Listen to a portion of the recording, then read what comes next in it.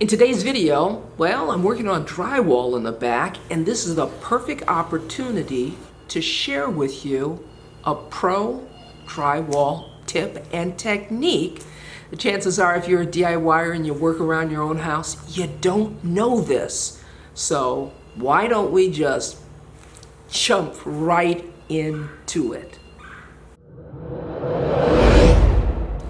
Here at the Ugly House, there was no laundry area, so I decided to add one to the pool room. And in doing so, well, I had to install a small hot water tank. And it was a bit of an eyesore, so I decided to build a structure to enclose it so, it wouldn't be visible. Okay, let me show you what's going on here. I've got my drywall. I'm going to hang it. I'm going to attach it to my studs. But there's an issue. And the issue is where the drywall meets a finished cabinet. And it doesn't have to be a cabinet that the drywall is butting up against. It can be any finished surface. It could be brick.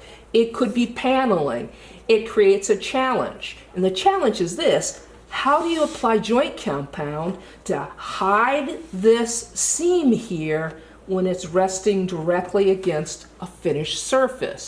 Well, there's material called j-bead. So let me show you what it looks like and how you install it. Now this is the material that solves that problem for drywall that meets up against a finished edge. And what this is called it's called j-bead. Now it comes in various sizes. This is for 5/8 drywall and this is for 1/2 inch drywall. And you can purchase j-bead that's plastic like this PVC, or you can go with metal. It's just personal preference. I prefer the metal. As you can see over here, we just have regular corner bead, and as you can see, it's very different, okay? This really is intended where two corners meet. And it comes in lengths of 10 feet. Now you're gonna have to cut it, of course, to match the dimensions of the project that you're working on. Now it cuts very easily with a pair of tin snips like these here. You just cut it.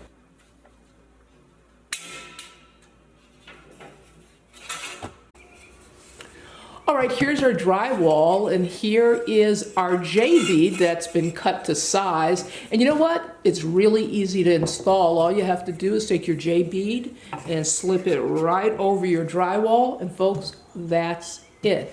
All right, I've attached my j-bead to the edge of the drywall. And I've also ran it across the top here, down the opposing edge.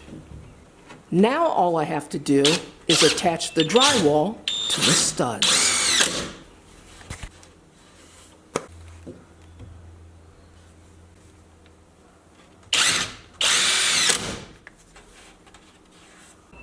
Now there's one thing about this j-bead that you have to be careful of when you're cutting it, and that is sometimes you can develop a sharp edge, and it's easy to cut yourself on that sharp edge. So if you develop one, just take a piece of sandpaper like I've got here and just knock it down a little bit. And that's all it takes.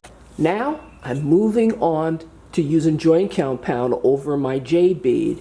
Now I've got this finished cabinet here. I don't want to get any joint compound on it. So what I'll do is I'll tape it first and then I'll start to mud.